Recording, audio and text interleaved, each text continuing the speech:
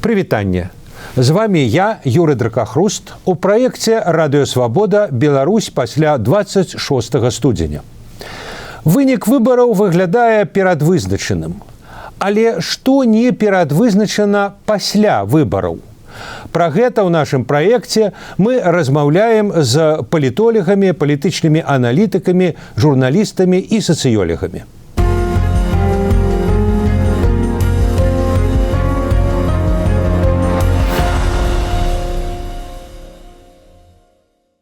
Сёння наш госць, доктар культуралогіі, палітычны аналітык Вадзім Мажэйка. Вадзім, прывітанне. Прывітанне, Юрий. Вадзім, я уже сказаў, што выбары гэтага году не будуць ані дэмакратычнымі, ані свабоднымі, і ўжо вядома, хто будзе абвешчаны пераможцам на іх. Тым не менш, што не перадвызначана пасля іх, пасля 26 студзеня. Агітацыйная кампанія ўжо пачалася, кандыдаты ўжо апублікавалі свае выбарчыя праграмы. Дарэчы, ўжо праз 11 дзён пачнецца датэрміновае галасаванне. Дык вось, пры ўсёй умоўнасці тэрміну выбарчая кампанія ў дадзеным выпадку, тым не менш, на якія яе асаблівасці вы ўжо звярнулі ўвагу? Сапраўды, гэтая кампанія цяжка называць выбарамі нават па беларускіх не самых высокіх стандартах, мякка кажучы. Але якія тут адрозненні? Па-першае, гэта сапраўды, наколькі разумею, першыню у гісторыі лукашэнкаўскага рэжыму, гэта напроставае выключэнне з выбарчага працэса соцень тысяч людзей, бо фактычна гэта першае тое, што Лукашенко спрабуе выйграць прэзідэнцкімі выбарамі, дзе у замежнікаў няма фактычна права голаса, прычым безадносна таго, хто гэтыя людзі, калі выехалі, куды выехалі, дзе жывуць, па якіх прычынах. Усё роўна усе на права голаса пазбаўленыя. І, канешне, стварэнне лукашэнкаўцы апелююць, што створаны ўчасткі для замежнікаў унутры Беларусі, але гэта, канешне, зек. Тое самае не лічым, што калі для жыхароў Піцерскай вобласці даюць участкі ў Гомельскай вобласці, то гэта будзе рэальным выбарчым правам. Не, гэта яго пазбаўленне. То тым больш гэта тычыцца людзей, якія могуць жыць за сотні тысяч кіламетраў у Беларусі, не маючы у тым ліку простага добрага паспартнага злучэння. І нават калі выявіць, што ўсе купіць на выбараў квіткі, то проста няма столькі транспарта, каб усе сотні тысяч змаглі прагаласаваць. Таму вось такое пазбаўленне права голаса сотень тысяч людзей гэта новае, нават для рэжыму Лукашэнкі. І, канешне, другая такая асноўная адрозненне гэта фактычная стрыльнасць гэтай імітацыі выбараў, бо нават у 2015 годзе самым, я б сказаў, спакойным з пункту гледжання рэжыму Лукашэнкі, так тады ўсё ж на выбарах прысутнічала Тасяна Караткевіч, якая так не была нейкім жорстачайшым змагаром, але тым не менш, в прынцыпе, было бачна, што так Тасяна Караткевіч ўсё ж таки не з'яўляецца проста там дзяржслужбоўцай, якую вылучае рэжым. Яе было уласнае палітычнае жыццё і да, і пасля 15 года. У гэтым сэнсе і самае галоўнае, што Караткевіч ўсё ж таки так ці інакш крытыкавала рэжым і прапановала альтэрнатыву. У гэтым сэнсе, канешне, зараз гэтая імітацыя выбарчай кампаніі ідзе, настолькі, я б сказаў, сумна і нецікава, што з яе проста выключаны ўсе апаненты, якія альбо сядзяць за кратамі, альбо выціснутыя за мяжу, альбо нават тых, хто знаходзіцца ў Беларусі, проста не рызыкуюць удзельнічаць, бо акурат на пачатак гэтай выбарчай кампаніі быў абвешчаны прысуд Сімітру Кучуку, лідару ліквідаванай партыі зялёных, якога затрымалі яшчэ у лютым падчас так званых мясцовых і парламенцкіх выбараў, калі ён спрабаваў вылучацца, гуляць па правілах рэжыма. Як любіць казаць Лукашенко, давайте не вякайце за мяжы, прыязджайце ў Беларусі і працуйце тут. Вось Сімітр Кучук спрабаваў гэта рабіць, і фактычна падчас ужо цяпер прэзідэнцкай кампаніі так атрымаў свой прысуд, турэмны тэрмін вялікі, велізарны штраф. Таму у такім кантэксце адсутнічае у кампаніі проста некая палітычная канкурэнцыя, і адпаведна тыя, хто ў ёй удзельнічаюць, адпаведна не з'яўляюцца сапраўднымі апанентамі Лукашэнкі, можна паговорыць пазней чаму. І таму это насправды вельмі сумны і нецікавы працэс нават па лукашэнкаўскіх мерках. Ну і адпаведна ён не можа апрыёры быць вольнымі выбарамі, на гэтым этапе ўсё з працэса прыбранае. Вадим, ну а вот зараз да тэмы, да фармату нашага праекту, вот этой асаблівасці, якія вы пералічылі, магчыма, яшчэ некаторыя, скажем, тое, што фактычна адсутнічае незалежнае назіранне. Як это можна спраецыраваць на пасля 26 студзеня? Як это будзе ўплываць на палітычны працэс у Беларусі? Ну, звычайна кажуць, што на дэмакратычных выбарах невядомы вынік, але вядома, што будзе пасля. Усё пройдзе па працэдуры. І наадварот, у аўтарытарных сістэмах вядомы вынік і невядома, што будзе пасля. А у дадзеным выпадку я б сказаў, што паколькі нават аўтарытарнымі выбарамі гэта не з'яўляецца, то у дадзеным выпадку вядома і то іншае. Вядома і які будзе вынік, і што будзе пасля, гэта ўжо перадвызначана самім фарматам. З аднаго боку, я не чакаў нейкіх падзеяў у Беларусі, бо мы бачым і настолькі закручаныя гайкі, што ніяк не вымалёўваецца ніякі там пратэст унутры, ды і па шырасці ў кантэксце гэтай кампаніі няма за што пратэставаць. Што укралі выбары людзей, якія абралі Гайдукевіча, ну і не смешна, не сур'ёзна. І саме перадвызначана тое, што будзе звонку, бо як бы Лукашенко не хацеў тут перагарнуць старонку, трымаць легітымацыю, прызнанне, гэтага па шырасці чакаць не выпадае, бо мы ўжо бачым, як заходнія палітыкі і парламенты ўжо прымаюць рашэнні, робяць публічныя заявы, што гэтая лукашэнкаўская працэдура не можа быць прызнаная свабоднымі выбарамі. Адпаведна, выглядае так, што прынцыпова нічога не зменіцца ні ўнутры Беларусі, ні па-за яе межамі адносна рэжыма Лукашэнкі. Ну, а вось скажыце, на ваш погляд, пасля 26-го, ці магчыма з'яўленне нейкіх палітыкаў, нейкіх грамадскіх дзеячоў, ну, скажем, публічным поле ўнутры Беларусі, акрамя вот того набора, які нам прад'яўлены: Сыранкоў, Гайдукевіч, Хіжняк і спадарыня Канапацкая. Вот як бы все меню.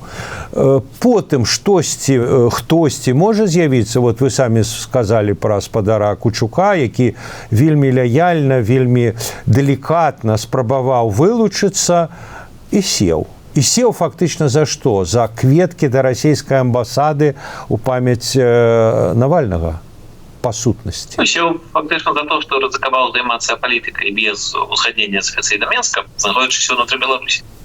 Але сапраўды, што тычыцца магчымых палітыкаў цяпер на тэрыторыі Беларусі, тых, хто знаходзіцца і не ў турме, ну то і тых, якія пры гэтым з'яўляюцца не проста крэатуры Лукашэнкі, як тых Сыранкоў, Хіжняк, што не ўяўляюць некай персанальнай палітычнай біяграфіі, то сапраўды тут секрет палішынэлі, хто такім палітыкам з'яўляецца. Гэта Андрэй Дмітрыеў, які знаходзіцца ўнутры Беларусі, слушна лічыць гэта сваёй перавагай, што адрозненне ад всіх іншых. Ён там у Беларусі знаходзіцца, ён аседзеў у турме, в Беларусі застаецца, калі скончыўся ягоны вельмі кароткі па мерках іншых тэрмін.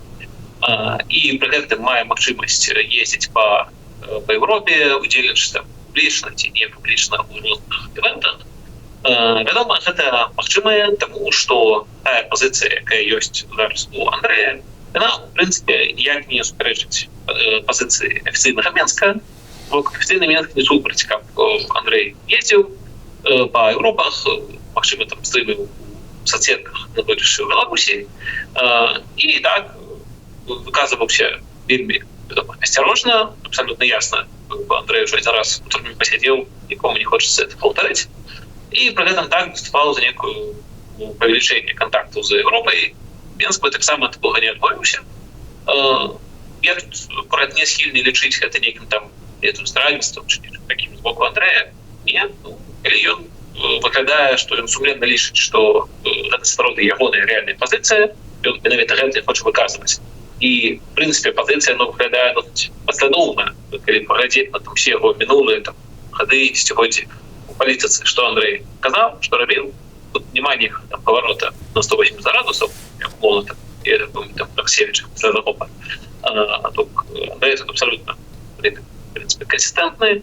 І так, калі гэта ягоная пазіцыя зараз супадае з пазіцыяй актыўнага Менска у дастатковай ступені, каб ён мог заставацца на волі, працаваць у Беларусі, так, гэта ягонае права. Безумоўна, гэта вельмі абмежаваная палітыка, бо ясна, што шмат такіх рэчаў Андрэй проста не можа рабіць і казаць, знаходзячыся ў Беларусі. А калі хто сумнеецца, вяртаемся да, на жаль, кейса спадара Кучука. Але так, рэдкім палітыкам, канешне, з'яўляецца. Адзінае, што пакуль не надта бачна, які можа быць большая ягоная дзейнасць, што зможа зрабіць больш, чым зараз, і што змяніць.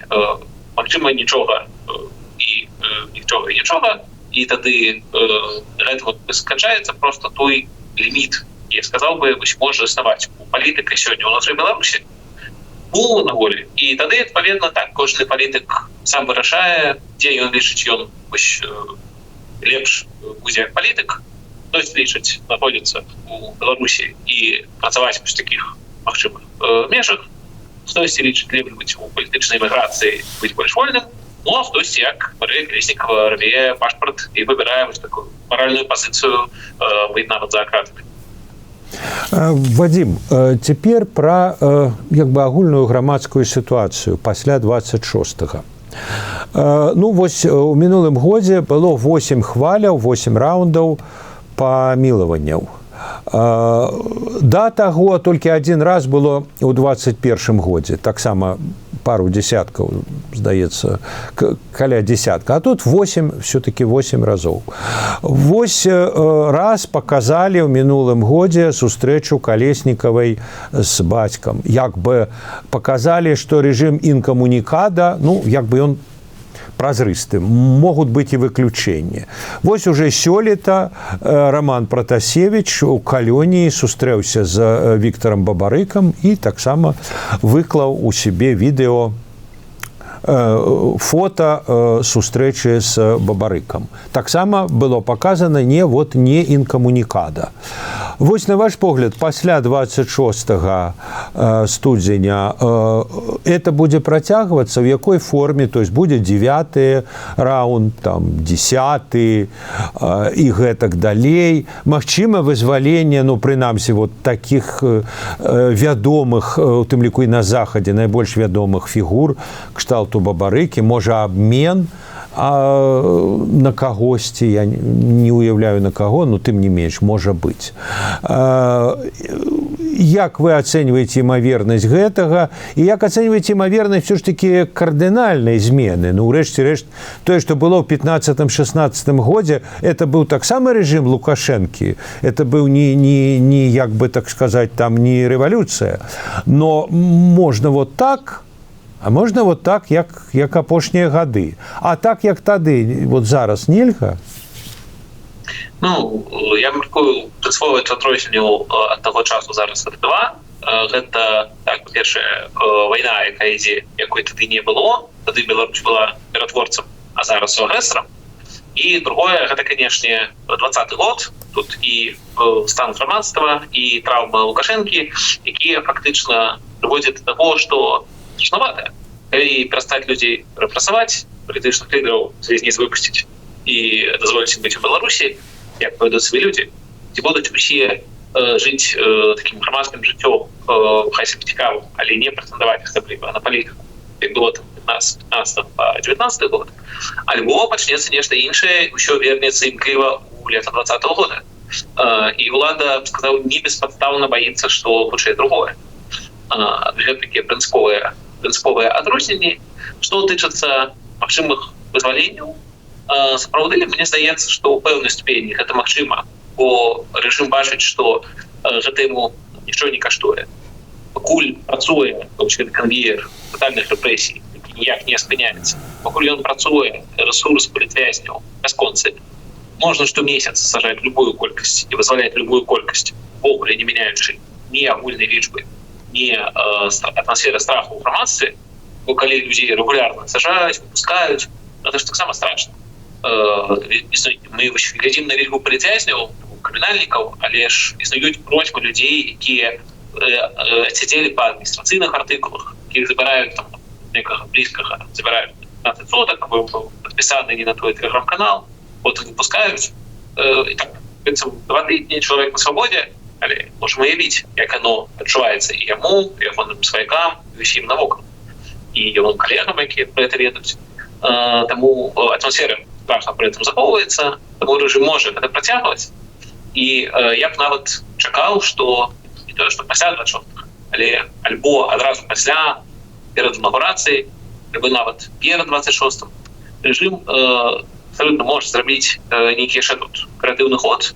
Я б тут бачыў адно з двух. Гэта можа быць альбо вызваленне трохзначнай колькасці палітвязняў, бо дагэтуль вось гэтыя 8 хваляў вызвалення былі двузначнай лічбы, а можна і трохзначную выпусціць. Альбо таксама некай вось такой публічнай медыйнай сустрэчы, і пэўна самых такіх для ўладаў козырем была б сустрэча, напрыклад, Васкрасенскага з Алесем Бяляцкім, з Новаёўскага варыянту, якая б і ўвагу прыцягнула міжнародную, безумоўна, і гаспадар Бяляцкі, в прынцыпе, яшчэ на судзе у сваёй апошняй публічнай такой прамове абсалютна выступаў хутчэй за дыялог, а не за некае крывавае змаганне, што лагічна для праваабаронцы. Таму сапраўды такое магчыма уявіць. І я б тут звярнуў увагу вось на што. Вось вы, гаспадар Юрый, слушна сказалі пра Марыю Калеснікаву, згадалі рэжым інкамунікада. Дык рэжым інкамунікада не дзелся. Марыя Калеснікава ўсё так жа не мае кантакту з блізкімі. Яна ўсё так жа з'яўляецца палітвязнем у жудасных умовах. Нічога не змянілася. Тое самае, я маркую, зараз будзе з гаспадаром Бабарыкам. Так, ему дазволілі запісаць пару відосаў, з ім сустрэліся адзін ці можа нават некалькі разоў, што прынцыпова змянілася. Вось давайте уявім сабе Беларусь, дзе рэгулярна штомесяц десяткі або сотні людзей сажаюць на крыміналкі, таксама десяткі або сотні людзей вызваляюць. Адвакаты ходзяць да палітвязняў без камунікада, як рэчы у большасці палітвязняў.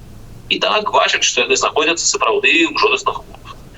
І калі уявім сабе такую сітуацыю, то я, напрыклад, па шчырасці цяжка магу патлумачыць, што тут добрага. Добрага тут нічога няма. І прынцыпова яна для кагосьці асабіста уже лепей, чым зараз, але прынцыпова яна не лепей.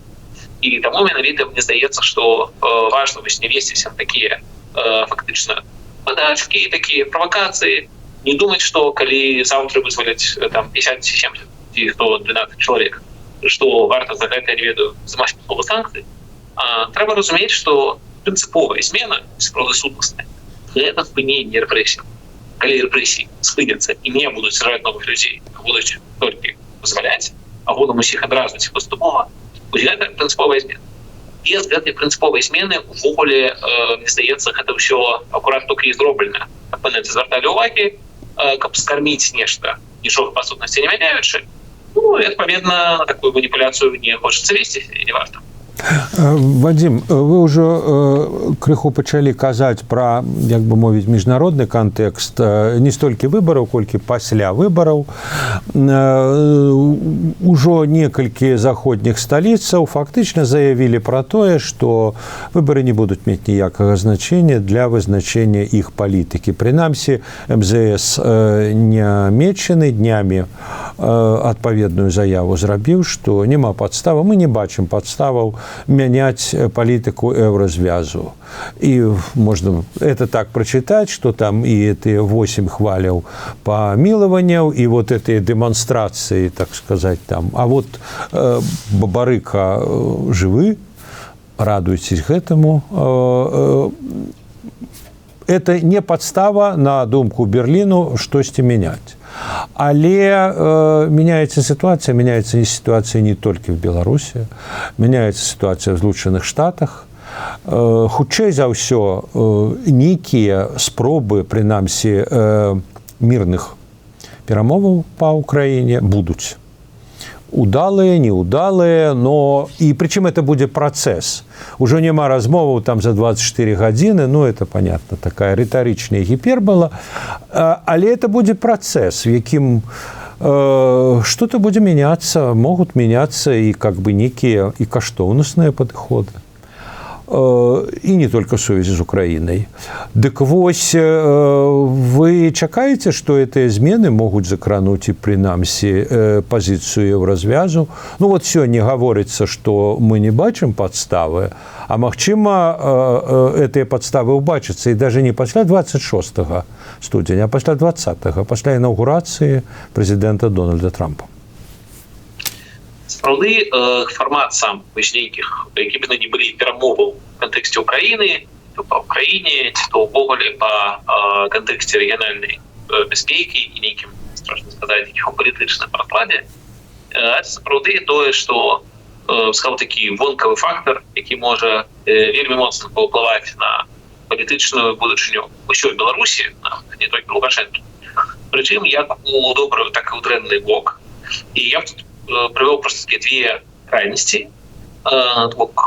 Одна крайность – это ситуация, при якой Беларусь станет содержальным призом для Путина, и как его надо не сломать, вырашить, что, слухай, с Украины придется сысти, амаль сысти, а вось содержальный приз, ну, вось Беларусь, робите из ее что можете, мы вам не будем перешкоджать.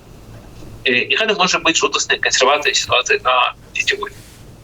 Другая крайность – это наоборот, коли на нас свалится такий подарунок, коли просто Захад вирішить, що хопить покидає Росії можливість робити, що вона хоче, що поглядели там Чечня, Придністров'я, Грузія, Україна 14, Україна 22, Росія тільки ескалює, треба давати наймацніший відпор. І коли у контексті цього вирішить, що треба і Білорусь від Росії відривати, не для Беларуси, а просто как пусть покарает Россию, как не дозволить ей больше робить провокации. И коли просто вот такая, сказал, такая демократизация по добрым шансе. Коли просто справді Захад почне усіма можливими силами вписуватися за то, как Беларусь была демократичной, незалежной и отдаленной от России. Вообще, я бы сказал, две такие крайности, які, як відповідно, любые крайности маловероятные, лучше буде нечто посередині. І яким воно буде, насамрэч, моцна залежыць ад беларусаў, бо з аднаго боку ёсць беларускія палітыкі на Захадзе, якія насамрэч так уплываюць на працэсы. Вось гэтыя ўсе рэзалюцыі, заявы палітыкаў, парламентаў, яны з'яўляюцца не самі па сабе. Вось, ну скажем так, была рэзалюцыя, хіба адна з першых па непрызнанні будучых фейковых выбараў, была у Чехії, де працує представництво беларускай демократичної сили. Так само були вельми яскраві виказування високого рівня керівника з естонського МІДа, де так само працює представництво беларускай демократичних сил. У парламентах, які все це приймають, працюють депутатські групи сяброў демократичної Білорусі, так само рахують ці резолюції. І, відповідно, беларускія демократичні сили відавочна будуть і далі імкнуться, каб у такому форматі мирних перемовин по Україні, каб так чи інакше подималося питання Білорусі, а Богдана, відомо, каб Білорусь присутнічала за цим столом. Причому, знову-таки, у тим чи іншому форматі, у тому основному треку, у додатковому треку, у основному треку, який там тичиться розмежування на землі в Україні, там вже ні для кого представника Білорусі місця нема, і логічно. Але як усе ж таки питання Білорусі не було вирішене без нас, тут хіба з апошніх найгорших історичних прикладів це Рижський мир, ну і просто вирішили льос Білорусі на десятиліття наперед, ввогуле без голосу білорусів. І кроме білоруських політиків, на це все так само, як мені здається, можуть моцно впливати самі білоруси, в першу чергу білоруси з межою, яким безпечно публічно виказують своє маркування, бо, знову-таки, безпечно у той чи іншій ступені, але тим не менше. Бо всі ті міфи про те, що там росіяни всі як один за Путіна, а білоруси всі як один за Лукашенку, так вони, відомо, більше тичаться росіянів, білоруси тут у 2020 році шмат чого продемонстрували, але важно і актуально демонструвати, що зараз білоруси супроть війни, супроть російського імперіалізму, за дэмакратычную Беларусь, за Беларусь на еўрапейскім шляху. І калі беларусы будуць гэта дэманстраваць публічна на вуліцах еўрапейскіх гарадоў, у еўрапейскіх медыа, у камунікацыі з еўрапейскімі палітыкамі, бо шмат хто з дыяспоры ўжо мае пашпарты нейкіх краінаў і прост палітыкі мусіць прадстаўляць іх інтарэсы. Гэта ўсё таксама можа станоўча ўплываць на тое, каб пытанне Беларусі не было згубленае і каб оно вырашалася ў інтарэсах беларусаў. Вадим, в працяг того, что вы сказали, пытание про статус Светланы Тихановской. Ну, вот так наўпрост, як бы кіраўніцай Беларусі, прэзідэнткай Беларусі, ее, ну, здаецца, мало хто прызнае, калі нехта з замежных дзяржаваў і прызнае. Але тым не менш, вот нейкі статус дэмакратычнай лідаркі Беларусі у яе ёсць. І што будзе з гэтым статусам, па-першае, пасля 26 студзеня, а па-другое, ўсё ж такі пасля 9 жніўня. Вот калі 5 гадоў пасля 20-го году, на якія прэзідэнта абіралі, ну вот як бы скончыцца. Вот вы чакаеце, што нешта можа змяніцца, ці не?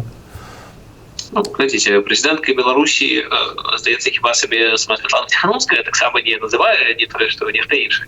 І я памятаю у дыскусіі 20-21 года, калі некаторыя іншыя палітыкі закідалі ёй, што дарэмна яна не правяла інаўгурацыю, не ездзіць у замежжы. Ну, зараз бачым, можа, не так, што дарэмна, бо статус дэмакратычнай лідаркі іх не абіраюць пад кантролем цэнтраў парткама. І, адпаведна, тут ёсць, я б сказаў, такі зрэз юрыдычны і палітычны. Юрыдычны зрэз, ну, просто тым, што пачатак паўнамоцтваў палітыка пачынаецца не з дня правядзення выбараў, а з дня інаўгурацыі і лічыцца ад гэтага дня. Таму, адпаведна, што выбары 20-го года, што 9 жніўня, самі па сабе даты нічога не мяняюць, бо тэрмін Тихановскай і не пачынаўся, як інаўгурацыя не пачынаў. Адпаведна, это, конечно, ўсё такі, сказаў, юрыдычная казуістыка, бо існуе проста палітычны момант, што каб сапраўды нехта з'явіўся, хто мог бы здвинуць Светлану з іншага цяперашняга месца, то трэба, каб у Беларусі прайшла палітычная кампанія, ну, прынамсі, не менш свабодная за 20-й год, і з не меншай актывізацыяй грамадства, каб сапраўды з'явіўся палітык, які мог бы прэтэндаваць на гэтае месца. І калі ўсё уявіць, што ў 25-м годзе ўсё было б, як у 20-м, то таксама, і з'явіўся б таксама нейкі чалавек, які быў да гэтага таксама ноунеймам, як была Светлана Тихановская, і паўтарыў яе лёс, калі мадэляваць такую вельмі гіпатэтычную сітуацыю, то так сапраўды ўзнікла пытанне, а што больш пераважае там весь досвід Светланы Тихановскай, які ўжо быў з 20-го года, і тая легітымнасць, альбо вось гэты новы чалавек. Але сітуацыя абсалютна гіпатэтычная, бо зараз тут можна уявіць, ну хіба, калі Ганна Канапацкая пачне прыходзіць да сходніх палітыкаў і казаць, я набрала там X% на выбарах, набрала сотні тысяч галасоў, мільёны, все, я новы дэмакратычны лідар. Ну, мякка кажучы, сёння нікога гэта не пераканае. Разумею, што ведаю, што нешта падобнае Ганна робіць, ну, па-чалавечы магу ёй тут проста яе пашкадаваць, бо не будзе ў яе тут плёну ў яе хады працы, як бы она тут не старалася. Таму, адпаведна, не бачу нейкіх прынцыповых зменаў. Вядома, што кожны год пасля 20-го года проста календарна праходзіць, ён не надае некай, мякка кажучы, дадатковай легітымнасці Тихановскай, але паколькі ніякіх тут лепшых альтэрнатываў і быць у такім кантэксце не можа з'явіцца, то тады, адпаведна, і ейны статус не мяняецца, і так проста з кожным годам ён будзе ўжо ўсё больш залежыць не толькі ад таго, што было ў 20-м, але ў тым, што было і пасля 20-го. Ну, гэта ўжо выклік для самой спадарнай Тихановскай, што як яна робіць, як усталёўвае кантакты і наколькі пераконавае заходніх лідараў, што ейная дзейнасць рэлевантная. Добра, дзякуй вялікі. Шаноўныя гледачы, я нагадаю вам, што з намі быў палітычны аналітык Вадзім Мажэйка, а затым, як падзеі будуць разгортвацца далей, як яны будуць разгортвацца пасля 26 студзеня, вы можете сачыць на YouTube-канале «Свабода Прэміум». Дзякуй, да пабачэння.